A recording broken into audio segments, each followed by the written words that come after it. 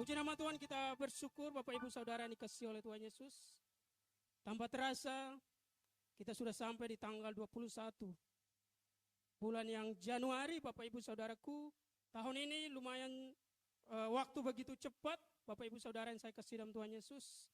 Tapi saya percaya penyertaan Tuhan juga luar biasa dahsyat dalam kehidupan kita. Amin.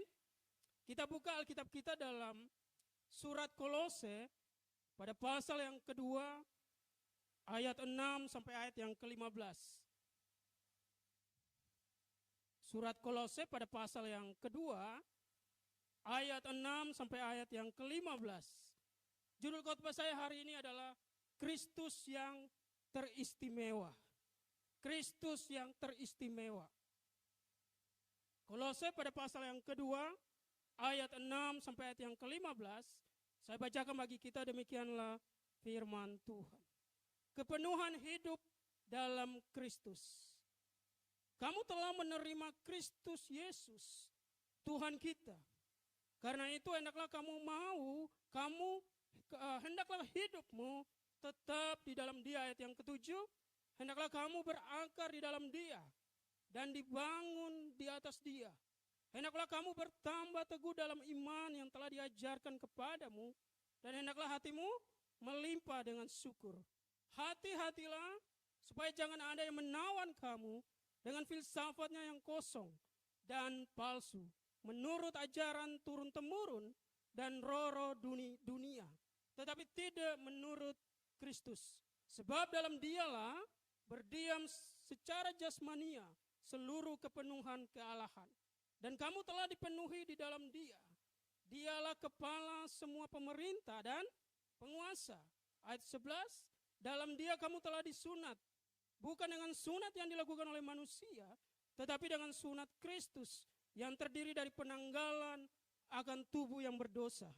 Karena dengan Dia kamu dikuburkan dalam baptisan, dan di dalam Dia kamu turut dibangkitkan juga oleh kepercayaanmu kepada kerja kuasa Allah yang telah membangkitkan Dia dari orang mati. Kamu juga meskipun dahulu mati oleh pelanggaranmu dan oleh karena tidak disunat secara lahiriah, telah dihidupkan Allah bersama-sama dengan Dia sesudah Ia mengampuni segala pelanggaran kita dengan menghapuskan surat hutang yang oleh ketentuan-ketentuan hukum mendakwa dan mengancam kita, dan itu ditiadakannya dengan memakukannya pada kayu salib. Ia telah melucuti penguasa-penguasa dan pemerintah-pemerintah dan penguasa-penguasa, dan menjadikan mereka tontonan umum dalam kemenangan atas mereka. Bapak Ibu Saudara yang dikasihi oleh Tuhan Yesus, firman Tuhan, judul khotbah saya hari ini adalah Kristus yang teristimewa. Nah, kalau kita membaca dalam surat Kolose, Bapak Ibu Saudara yang dikasihi oleh Tuhan Yesus, kita patut bersyukur kepada Tuhan. Kenapa? Karena surat Kolose ditulis oleh Paulus ketika dia dalam penjara, Bapak Ibu Saudaraku. Nah, ketika dia dalam penjara, dia mendengar ada satu ajaran yang namanya gnostik. Ya, pakai istilah bahasa asing Bapak Ibu Saudaraku, ya, dalam bahasa Yunani disebut gnostik. Nah, ajaran ini mempengaruhi orang-orang percaya yang ada di Kolose, Bapak Ibu Saudaraku. Dan Paulus ketika mendengar bahwa ajaran ini mulai mengganggu jemaat yang ada di Kolose, Paulus harus menanggapi, Bapak Ibu Saudara yang dikasihi oleh Tuhan Yesus. Kolose, Paulus saat itu dipenjara di Roma. Jauh Bapak Ibu Saudara yang dikasihi oleh Tuhan Yesus. Tetapi murid-murid dari Paulus atau juga anak rohani dari Paulus, mereka menyampaikan kepada Paulus mengenai ajaran yang membuat jemaat Kolose mulai khawatir.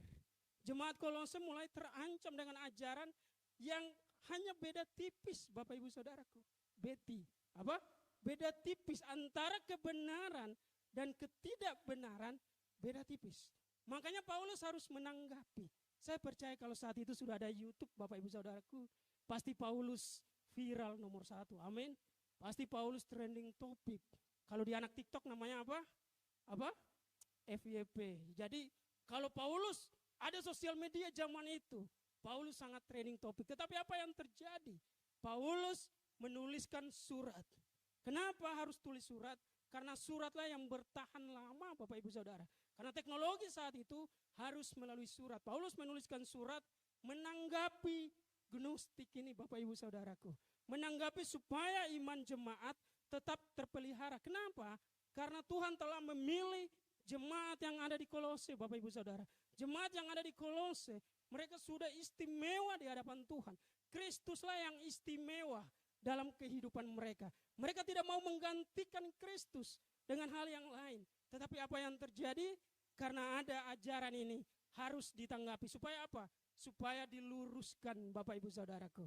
Kalau sekarang, kalau kita melihat hari-hari ini, ketika ada ajaran yang dianggap menyimpang, Bapak Ibu Saudara, orang-orang mulai menanggapi di YouTube, menanggapi di Facebook, menanggapi di TikTok, berbagai macam sosial media dengan perkembangan teknologi. Tetapi pada zaman Paulus, suratlah yang paling efektif. Dan surat bisa disimpan dalam waktu yang lama, Bapak Ibu Saudaraku, supaya jemaat bisa membacakannya kembali. Supaya bisa dibacakan di hadapan jemaat. Bapak Ibu Saudaraku, istimewa artinya spesial. Istimewa artinya paling berharga.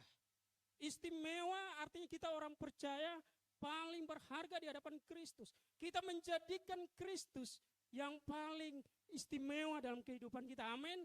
Makanya kan ada lagunya. Yesus engkaulah permata hatiku. Ayo semua nyanyi. Saya nggak konser solo di sini, Bapak Ibu Saudaraku.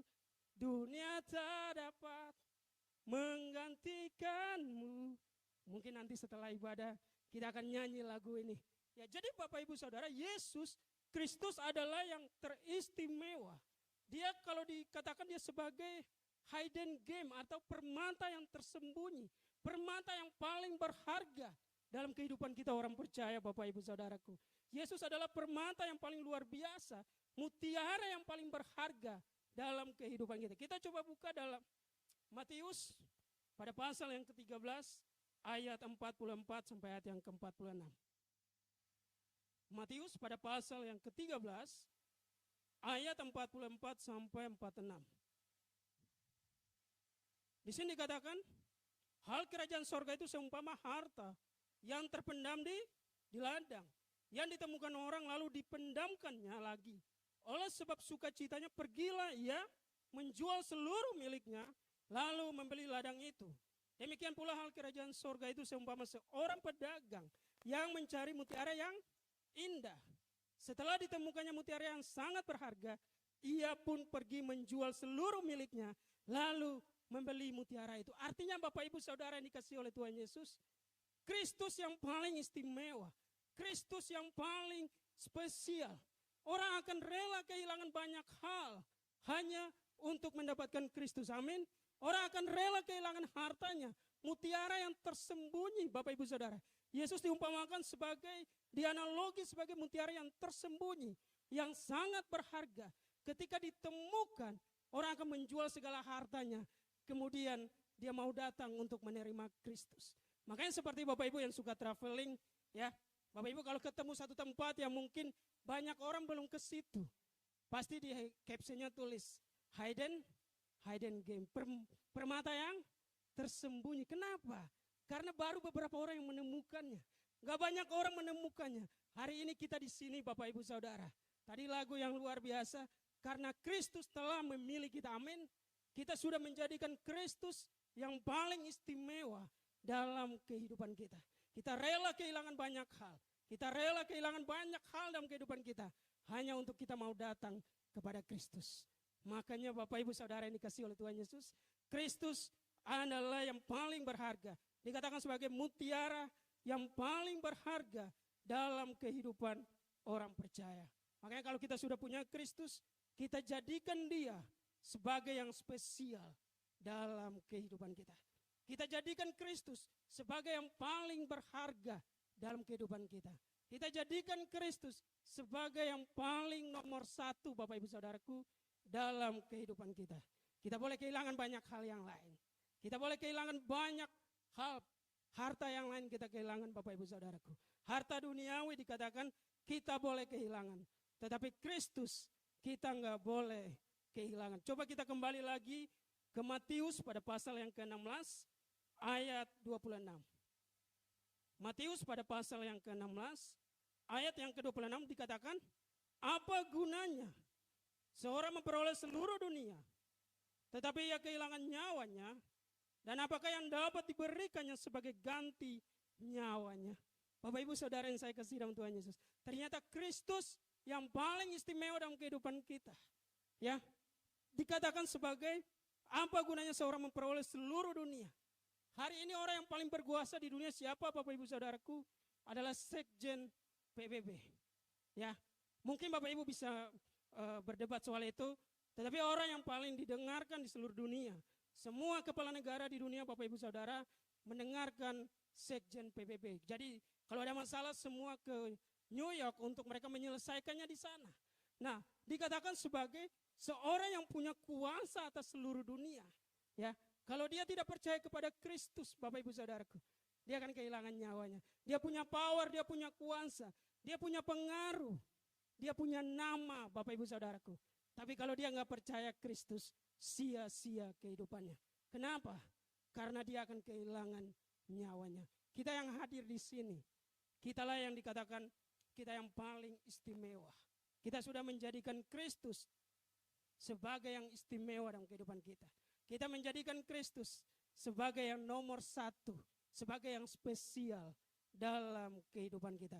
Jadi Bapak Ibu Saudara yang saya kasih dalam Tuhan Yesus, kalau kita sudah menjadikan Kristus sebagai yang istimewa, kita belajar hari ini ada beberapa alasan mengapa kita menjadikan Kristus sebagai yang istimewa.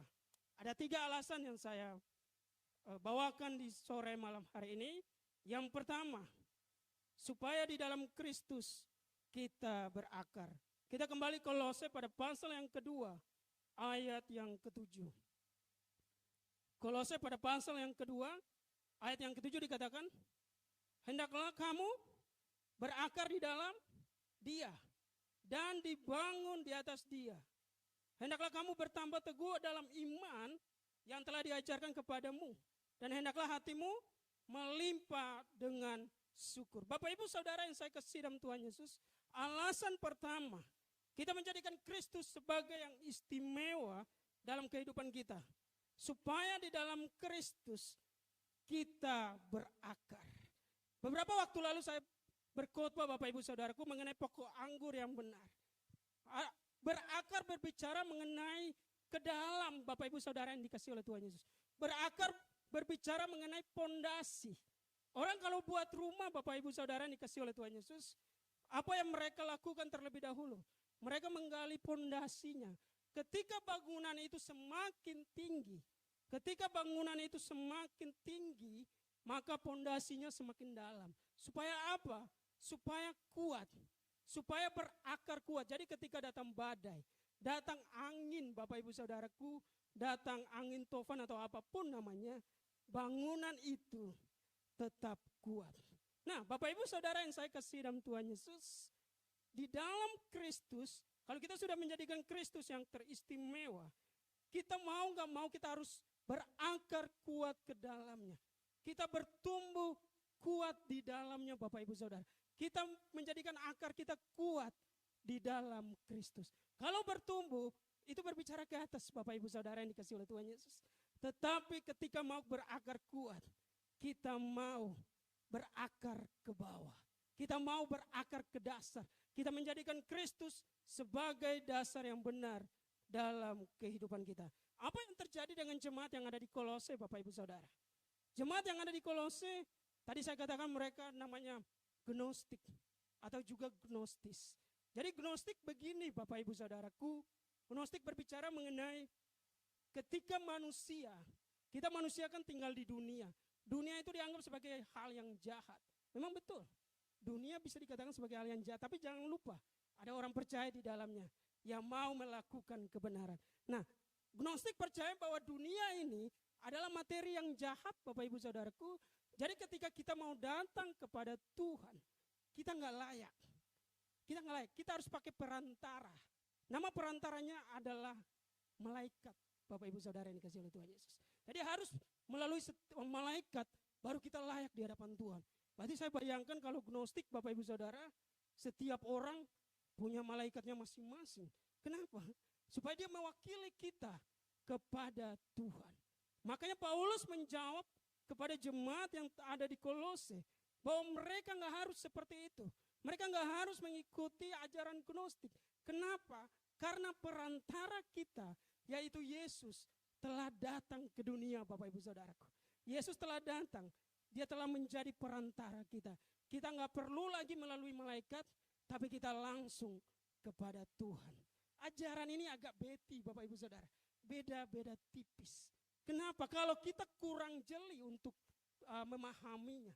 Kalau kita kurang kuat untuk memahami ajaran ini, kita pasti tersesat, Bapak Ibu Saudara yang dikasihi oleh Tuhan Yesus. Orang yang berakar kuat di dalam Kristus, dia memahami dengan jelas bahwa Kristus adalah perantara. Kristus yang membawa kita layak di hadapan Allah. Berarti kalau kita mau datang, kita nggak perlu lagi pakai malaikat, Bapak Ibu Saudaraku. Kita langsung kepada Kristus. Bapak Ibu Saudaraku, boleh nggak orang percaya berdoa, meminta supaya Tuhan mengirim malaikat? Saya percaya Bapak Ibu Saudara yang dikasihi oleh Tuhan Yesus, setiap orang percaya ketika kita mau pergi kemanapun, kita meminta penyertaan Tuhan. Nanti Tuhanlah yang berdaulat. Tuhanlah yang punya otoritas untuk mengirim malaikat. Untuk mengirim malaikatnya untuk menyertai kita, Bapak Ibu Saudara. Jadi kalau kita doa, kita nggak perlu minta malaikat, Bapak Ibu Saudara. Karena kita hanya minta penyertaan Tuhan. Orang yang berakar kuat di dalam Kristus, dia memahami dengan jelas, Kristus adalah perantara dia, bukan lagi malaikat. Tetapi ketika kita mau keluar, kita mau kemanapun, meminta penyertaan Tuhan, ingat baik, kita berdoa meminta penyertaan Tuhan. Tuhan akan mengirim malaikatnya kepada kita. Tuhan akan mengirim penyertaannya melalui malaikat. Berarti kita nggak minta malaikat, kita minta penyertaan Tuhan. Agak tipis, Bapak Ibu Saudaraku. Ini ketika saya mendapatkan judul khotbah ini, saya katakan, wah ini hal yang agak berat. Ini kita harus banyak belajar. Jidat kita akan lumayan mengkerut, Bapak Ibu Saudara, karena tema ini lumayan berat untuk kita pelajari. Tetapi inilah kalau kita mau berakar kuat di dalam Kristus, mau gak mau, kita memahami kalau dasar kita benar, Bapak Ibu Saudara, dasar kita kuat, dasar kita kokoh, mau itu namanya gnostik, mau itu namanya hal apapun, kita bisa melewatinya. Kenapa? Karena kita sudah tahu, kita punya akar yang kuat. Kristus adalah perantara kita, bukan yang lain. Nah, jadi Bapak Ibu Saudara yang saya kasih dalam Tuhan Yesus, coba kita buka dalam Lukas pada pasal yang kedua, ayat yang ke-11. Jadi pada saat itu orang-orang juga meragukan Yesus. Mereka hanya mengatakan bahwa Yesus cuma nabi, Bapak Ibu Saudara. Yesus bukan Tuhan. Yesus cuma nabi yang datang ke dunia, tetapi dia bukan Tuhan. Coba kita buka dalam Lukas pada pasal yang kedua, ayat yang ke-11. Ada di layar kita. Hari ini telah lahir bagimu juru selamat, yaitu Kristus Tuhan di kota Daud. Malaikat sendiri mengatakan kepada orang-orang yang waktu itu mereka mendengar berita kelahiran Yesus, bahwa hari ini telah lahir bagimu juru selamat. Yesus sebagai juru selamat, Yesus sebagai Kristus, Yesus sebagai Tuhan. Makanya ada orang-orang yang bertanya kepada kita, Pak, di Alkitab mana, ayat berapa Yesus sebagai Tuhan? Ayat ini Bapak Ibu akan mengirim kepadanya. Ayat ini yang akan menjadi dasar kita. Allah mengirim malaikat kepada orang-orang, kepada gembala Bapak Ibu Saudaraku, bahwa hari ini telah lahir bagimu juru selamat, yaitu Kristus Tuhan di kota Daud. Dia bukan hanya juru selamat, Yesus bukan hanya juru selamat, Yesus bukan hanya Kristus atau Tuhan, Yesus adalah Tuhan itu yang telah menjadi manusia. Inilah akar kita, Bapak Ibu Saudara. Inilah kekuatan kita, orang percaya. Kita harus memahami akar ini secara kuat. Kita harus memahami akar ini secara penuh. Supaya apa? Ketika datang, ada orang-orang yang mengatakan, kita perlu loh, kita punya malaikat. Kita doa, kita harus punya perantara malaikat. Kita langsung stop. Perantara kita adalah Kristus. Jadi orang-orang Bapak Ibu Saudara, mereka mengatakan kepada kita, perantara kita kepada Tuhan adalah malaikat.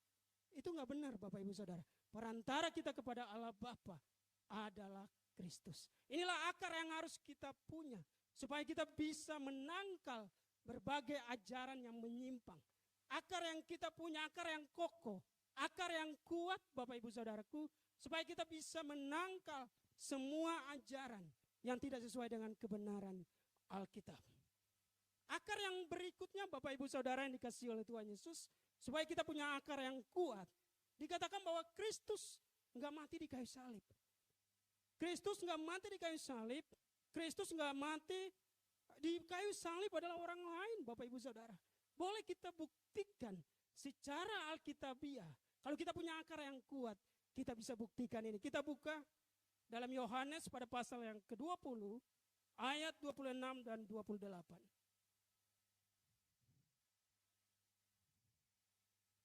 Yohanes pada pasal yang ke-20 ayat 26 dan 28.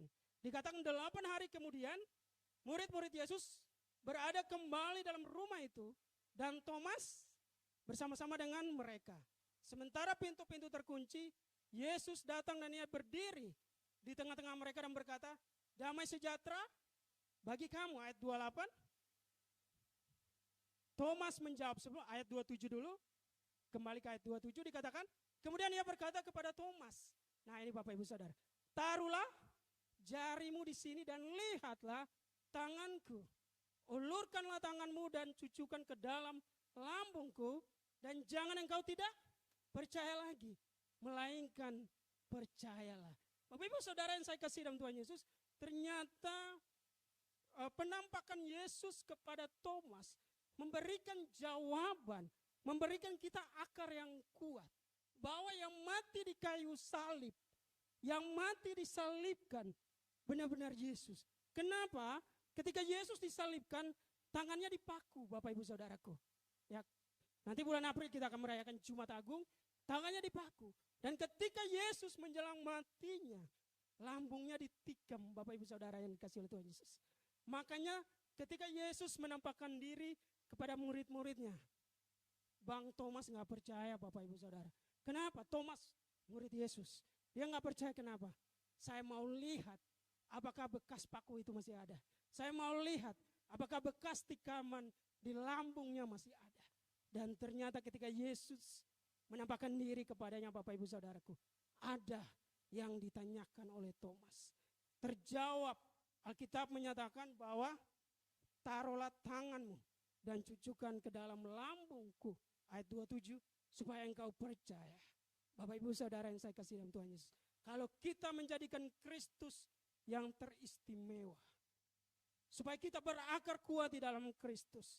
Pertama tadi, bahwa kita menjadikan Kristus sebagai Tuhan. Kita menjadikan Kristus sebagai perantara, bukan malaikat. Dan yang berikutnya dikatakan bahwa kita percaya kepada berita keselamatan melalui kayu salib. Bahwa yang disalibkan adalah benar-benar Kristus, bukan orang lain. Alkitab membuktikan, Yohanes 20 ayat 26 sampai 28. Thomas yang gak percaya, dibuat percaya ketika dia menaruh tangannya di lambung dan juga dia melihat tangan yang terpaku. Bapak Ibu Saudara yang saya kasih dalam Tuhan Yesus, inilah akar yang harus kita punya.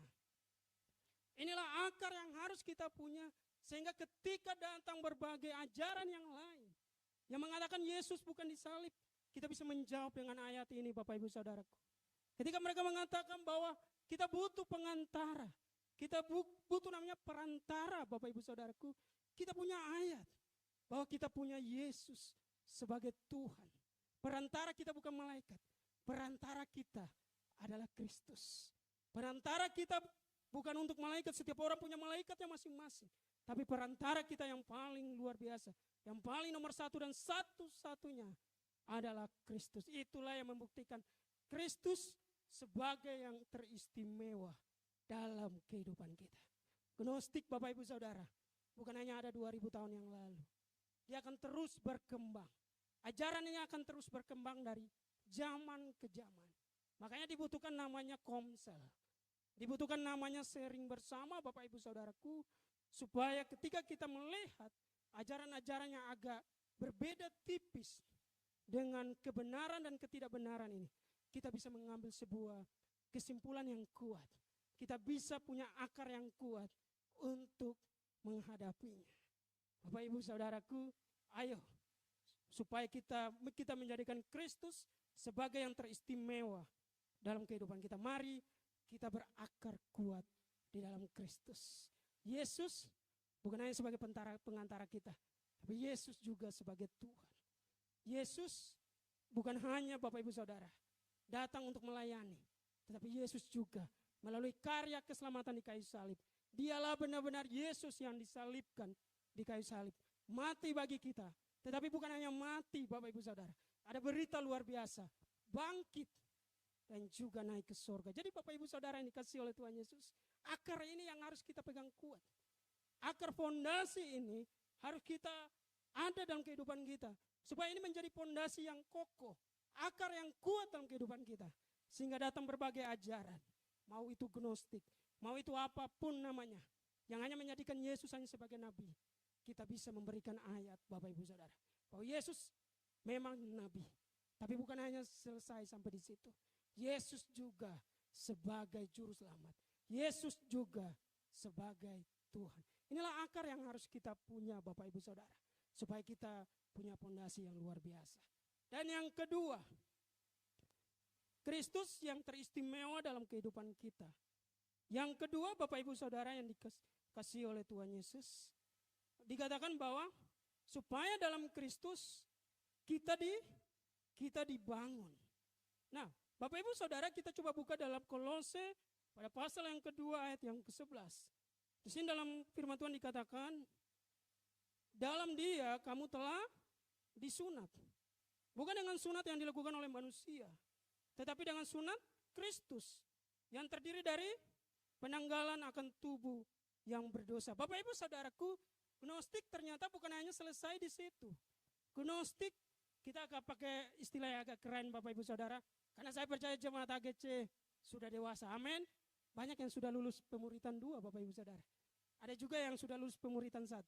Yang belum ikut, kita akan buat onsite Bapak Ibu Saudaraku. Jadi Bapak Ibu boleh mendaftarkan diri kepada saya atau juga Bu Loli. Untuk nanti kita akan buat pemuritan secara onsite. Yang kedua Bapak Ibu Saudara, gnostik bukan hanya selesai sampai di situ. Bahwa kita membutuhkan perantara. Sudah dibantah oleh Paulus. Tapi gnostik, ajaran ini, dia kerjasama dengan orang-orang Yahudi Bapak Ibu Saudara yang anti kepada Kristus. Dengan budaya-budaya Yunani. Kalau bahasa kerennya Helenisme. Ada yang nama Helen Bapak Ibu Saudara. Itu dari budaya Yunani. Helenisme berbicara mengenai budaya Yunani. Orang pakai bahasa Yunani. Orang belajar filsafat. Ya. Ada banyak filsafat, Plato, Sokrates, Bapak Ibu Saudara, mereka berasal dari Yunani. Nah, budaya Helenisme dicampur adukan dengan kepercayaan Yahudi plus gnostik. Mereka bersatu, Bapak Ibu Saudara, untuk menyerang kekristenan. Mereka mengatakan begini, kalau orang Kristen di Kolose bukan hanya percaya kepada Kristus, mereka juga harus disunat, Bapak Ibu Saudara. Harus memakai adat istiadat orang Yahudi. Supaya mereka dibangun di dasar iman yang kuat.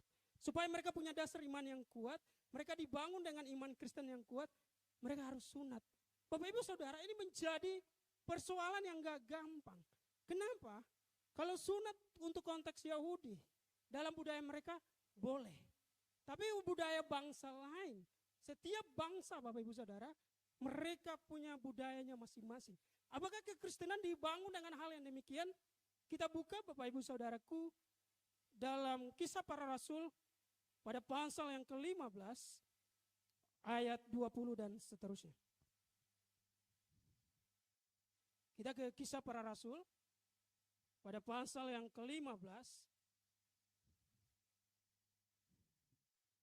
Dikatakan di ayat yang pertama saya bacakan bagi kita, sidang di Yerusalem.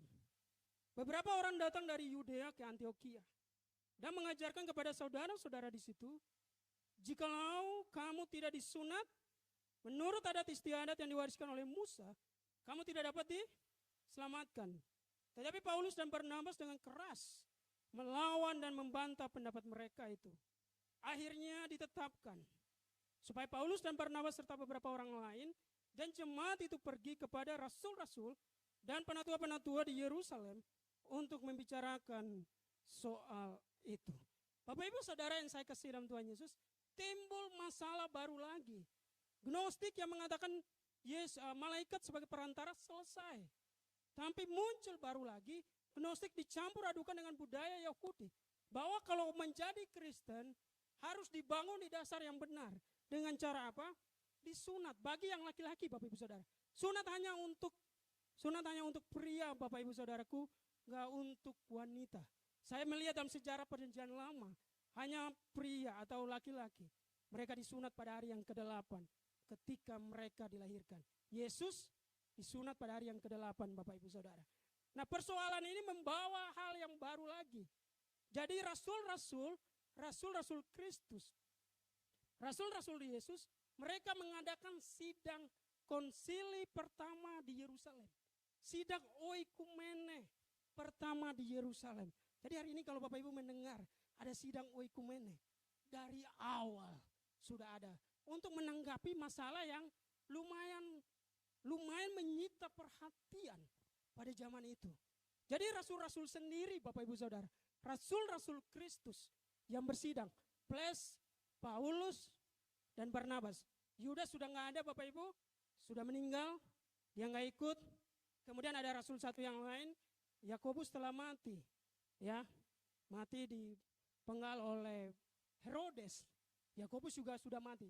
Beberapa murid yang masih ada sama Paulus, Barnabas, mereka bersidang untuk menanggapi masalah yang luar biasa ini Bapak Ibu Saudara. Dan apa yang terjadi di ayat yang ke-20 firman Tuhan dikatakan, sebab itu ayat 19 dulu, aku berpendapat bahwa kita tidak boleh menimbulkan kesulitan bagi mereka dari bangsa-bangsa lain yang berbalik kepada Allah. Tetapi kita harus menulis surat kepada mereka supaya mereka menjauhkan diri dari makanan yang telah dicemarkan, berhala-berhala, dari percabulan, dari daging binatang yang mati, dicekik, dan dari darah. Bapak Ibu Saudara yang dikasihi oleh Tuhan Yesus, ternyata sunat yang menjadi pertanyaan orang Yahudi dicampur dengan budaya Helenisme, dicampur dengan Gnostik yang mau menyerang kekristenan, mendapat tanggapan dari murid-murid yang paling luar biasa ini. Murid-murid yang paling istimewa ini Bapak Ibu Saudara. Mereka langsung dipilih oleh Tuhan. Ya, beberapa murid minus Yudas dan juga Rasul Yakobus Bapak Ibu Saudara. Makanya kalau Bapak Ibu baca di sini ada seorang juga yang bernama Yakobus.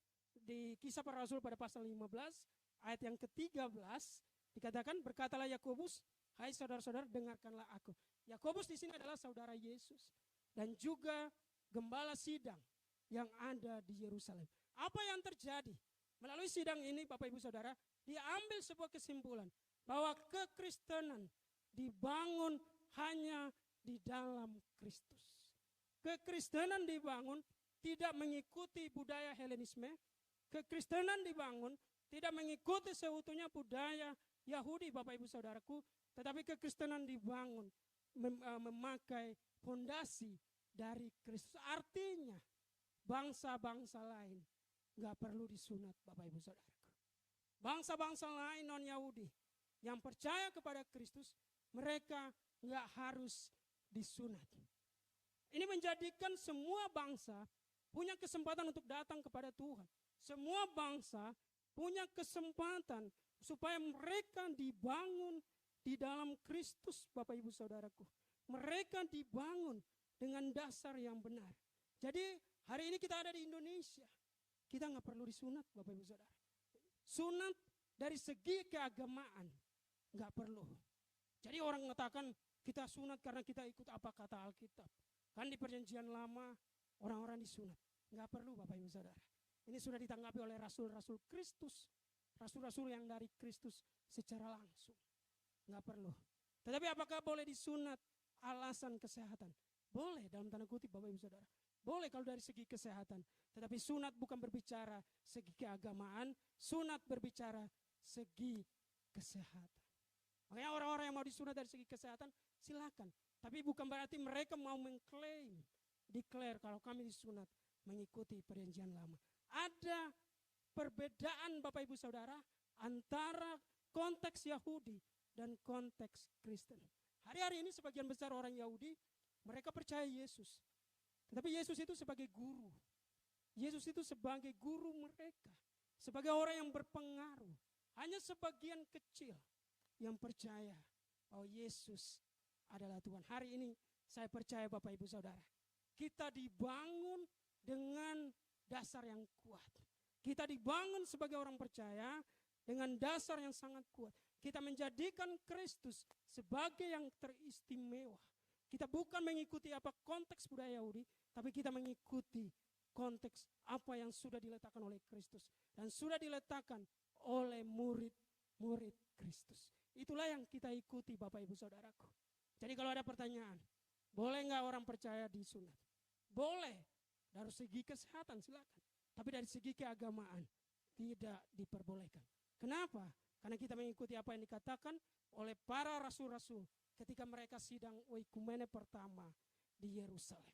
Kurang lebih tahun 53 Masehi, Bapak Ibu Saudara, sidang ini berlangsung di Yerusalem. Dikatakan, tetapi kita menulis surat supaya mereka menjauhkan diri dari makanan yang dicemarkan berhala-berhala, dari percabulan, dari daging binatang yang mati dicekik, dan dari darah. Artinya Bapak Ibu Saudara, mereka diberikan surat bangsa-bangsa non-Yahudi supaya mereka menjauhkan diri dari hal-hal yang berhala. Karena di dalam berhala Bapak Ibu Saudara, maaf, ada percabulan, ada makanan yang sudah didoakan secara berhala. Mereka makan, mereka pesta, mereka happy-happy di situ Bapak Ibu Saudaraku.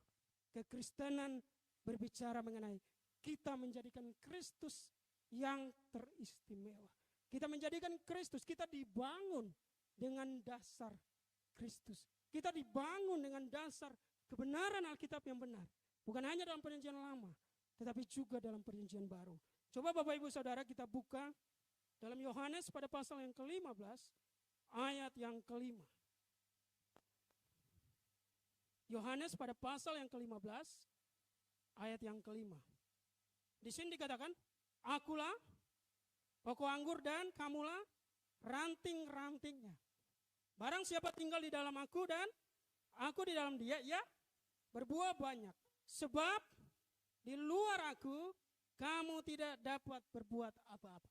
Bapak Ibu Saudara yang saya kasih dalam Tuhan Yesus, maksud ayat ini, setiap perbuatan baik, sebaik apapun, kalau itu di luar Kristus, itu gak berkenan kepada Kristus.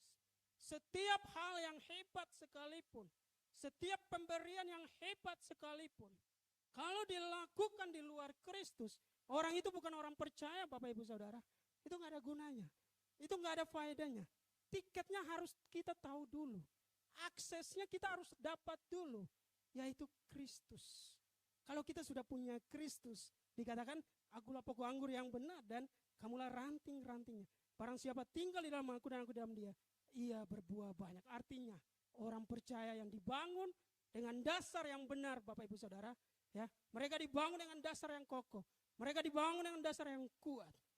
Mereka akan berbuah banyak di dalam Kristus. Orang yang berbuah banyak tetapi dia bukan dalam Kristus, itu gak ada artinya Bapak Ibu Saudara. Hari ini kita sudah punya kuncinya, kita sudah punya akses yang benar, kita sudah punya pokok anggur yang benar, yaitu Kristus. Pegang kuat supaya semakin hari kita dibangun semakin kuat di dalam Kristus. Amin. Jadi Bapak Ibu Saudaraku, mari kita menjadikan Kristus sebagai yang teristimewa dalam kehidupan kita. Yang pertama tadi, supaya di dalam Kristus kita berakar. Dan yang kedua, supaya di dalam Kristus kita dibangun. Dan yang ketiga, atau yang terakhir Bapak Ibu Saudara yang dikasihi oleh Tuhan Yesus, kalau Bapak Ibu ikuti khotbah saya dari tahun lalu, atau juga beberapa tahun gereja kita, kalau saya sebut 3 berarti 3. Nggak ada tambahan Bapak Ibu Saudara. Hanya pernah dulu salah satu kota di Sulawesi Utara. Saya khotbah, saya sebut 4 hal. Saya akan khotbah 4 hal. Berbicara 4 hal. Saya khotbah Bapak Ibu Saudara, ternyata saya sebut cuma 3. Habis khotbah semua jemaat, kita terima kasih Pak, terima kasih. Di perjalanan saya dapat interupsi dari istri Bapak Ibu Saudara. Tadi di mimbar sebut 4. Kenapa? Khotbahnya cuma 3. Berarti 1 masih utang Bapak Ibu Saudara yang dikasih oleh Tuhan Yesus. Dari situ saya belajar. Ya memang kalau 4 kadang kebanyakan. Tapi juga kalau 3 itu baru pas Bapak Ibu Saudara. Kita nggak akan lupa karena biasanya kita hitung 1, 2, 3. Dasarnya kuat. Tapi kalau 4 kebanyakan, dari situ saya belajar. Oke lah. Kalau memang dalam sebuah khotbah harus 4, tapi saya harus memastikan diri saya. Saya harus menyebutkan semuanya Bapak Ibu Saudara. Dan yang ketiga atau yang terakhir, mengapa kita menjadikan Kristus yang teristimewa dalam kehidupan kita? Dikatakan supaya di dalam Kristus kita diteguhkan. Ayat yang ke-14. Kolose pada pasal yang ke-6, ayat yang ke-14 Bapak Ibu Saudara. Kita kembali kepada kitab Kolose. Pada pasal yang kedua, ayat 6 sampai ayat yang ke-15, khususnya di ayat yang ke-14. Dengan dikatakan, dengan menghapuskan surat hutang yang oleh ketentuan-ketentuan hukum mendakwa dan mengancam kita. Dan itu ditiadakannya dengan memakukannya pada kayu salib. Ia telah melucuti pemerintah-pemerintah dan penguasa-penguasa dan menjadikan mereka tontonan umum dalam kemenangan atas mereka. Bapak Ibu Saudara yang saya kasih dalam Tuhan Yesus, sebelum dosa kita dihapus, sebelum ada peristiwa di kayu salib, kita percaya betul dasar kita adalah Kristus, akar kita adalah Kristus yang dibangun disalibkan di kayu salib. Amin. Kristus yang dipakukan di kayu salib. Amin. Kristus yang lambungnya ditikam di kayu salib. Itu dasar kita yang benar Bapak Ibu Saudara. Jadi sebelum peristiwa penyelamatan di kayu salib, orang-orang yang berdosa Bapak Ibu Saudara, seluruh dunia telah berbuat dosa dan telah kehilangan kemuliaan Allah. Kita diumpamakan kita punya surat hutang. Ada surat hutang, ketika kita meninggal kita akan dipanggil oleh malaikat dan akan mendakwa kita.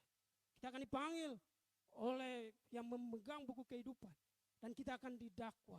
Tanggal ini kita berbuat ini, tanggal itu kita berbuat ini dengan siapa dan di mana. Itu ketahuan Bapak Ibu Saudaraku. Tetapi ketika Kristus mati di kayu salib, ketika peristiwa di kayu salib terjadi, peristiwa penyelamatan di kayu salib terjadi, surat hutang yang mendakwa kita telah dihapus semua sama Kristus. Kita menjadi pribadi yang diteguhkan oleh Kristus. Kita menjadi pribadi yang dibebaskan oleh Kristus. Kita menjadi pribadi, Bapak Ibu Saudara, yang dimerdekakan di dalam Kristus. Kenapa? Karena Kristus telah mati bagi kita di kayu salib. Makanya seperti tema kita di sini, kepenuhan hidup dalam Kristus. Kristus benar-benar kepenuhan Kristus terjadi dalam hidup kita. Dari peristiwa di kayu salib, dari peristiwa kita dibebaskan dari dosa, kita diampuni dari dosa, dari peristiwa keselamatan, Dia telah menyiapkan tempat bagi kita Bapak Ibu Saudaraku. Itulah yang disebut sebagai kepenuhan di dalam Kristus. Artinya di dalam Kristus kita diteguhkan bahwa kita hanya memerlukan Kristus yang satu. Enggak ada Kristus plus Bapak Ibu Saudara. Kalau ada orang-orang yang percaya Kristus plus. Jadi kita sudah Kristus, harus melakukan budaya, kita harus disunat, kita harus menjadikan malaikat sebagai perantara. Kita enggak seperti itu Bapak Ibu Saudara. Kita sudah dibangun, diteguhkan dengan dasar yang benar. Kita hanya percaya kepada Kristus satu-satunya yang telah membebaskan kita dari dosa. Surat hutang atau juga yang mendakwa kita, surat hutang itu telah dibayar lunas oleh Kristus di kayu salib supaya kita diteguhkan. Peneguhan artinya kita memperoleh kekuatan. Peneguhan Bapak Ibu Saudaraku, kita ditetapkan untuk mendapatkan kekuatan. Makanya hari-hari ini kita sudah punya dasar yang kuat di dalam Kristus. Kita sudah punya dasar yang kuat, kita sudah dibangun dengan iman yang benar di dalam Kristus. Mari kita mempersilahkan Kristus, kita proklaim dalam diri kita, kita declare Yesus yang kita percaya adalah Yesus seperti yang dikatakan dalam Alkitab yang kita baca. Yesus yang kita percaya adalah Yesus yang telah dinubuatkan dalam perjanjian lama. dan kemudian digenapi dalam perjanjian baru. Itulah Yesus yang sejati. Bapak Ibu Saudara yang dikasihi oleh Tuhan Yesus, orang-orang yang menjadikan Kristus sebagai yang teristimewa, dia akan menomorsatukan Kristus. Amin. Orang-orang yang menjadikan Kristus sebagai yang istimewa, dia akan mendahulukan Kristus dalam kehidupannya. Orang-orang yang mengistimewakan Kristus, yang paling spesialkan Kristus, dia rela kehilangan apapun. Yang penting dia masih punya Kristus. Dia rela kehilangan jabatan. Dia rela kehilangan jodoh, Bapak Ibu Saudaraku, anak muda yang belum menikah. Dia rela kehilangan apapun. Yang penting dia masih punya Kristus.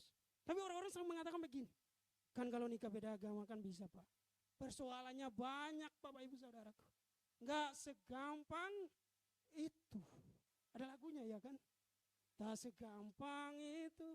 Ada lagunya, Bapak. Nikah beda agama enggak segampang itu. Banyak persoalan yang terjadi. Saya punya banyak teman Bapak Ibu Saudara. Mereka curhat. Mereka berada dalam situasi demikian.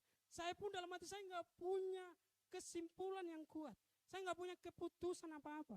Karena dari awal sudah salah Bapak Ibu Saudara. Terang dan gelap enggak bisa bersatu. Kalau kita menjadikan Kristus yang teristimewa dalam kehidupan kita, kita menjadikan dia satu-satunya Tuhan.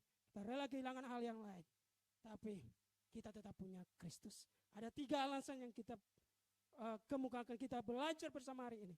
Mengapa Kristus yang teristimewa? Yang pertama, supaya di dalam Kristus kita berakar. Supaya di dalam Kristus kita dibangun. Supaya di dalam Kristus kita diteguhkan.